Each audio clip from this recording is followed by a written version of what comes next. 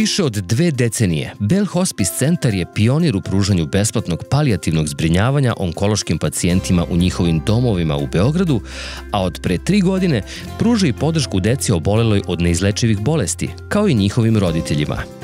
Kroz posvećenost, stručnost i humanost omogućeno je hiljadama porodica da njihovi najmiliji prođu kroz najteže trenutke uz dostojanstvo sa što manje bola i patnje u krugu voljenih.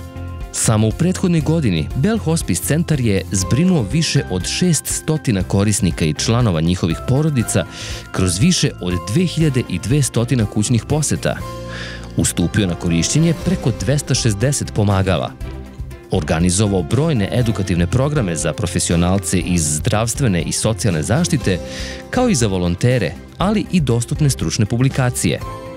Okupio zajednicu kroz brojne humanitarne događaje sa ciljem da promoviše palijativno zbrinjavanje u Srbiji i upozna javnost o njegovoj važnosti i značaju za pojedinca, porodicu i zajednicu.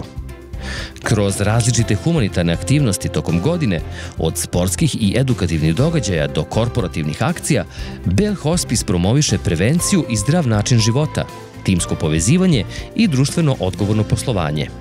Na taj način podstiče kompanije da svojim aktivnim učešćem podrže rad ovog centra sa dušom, omogućivši mu da bude tu za sugrađane kojima je potrebna pomoć i podrška. Bell Hospice centar je dobitnik zlatne plakete Dobročinitelj u 2025. godini.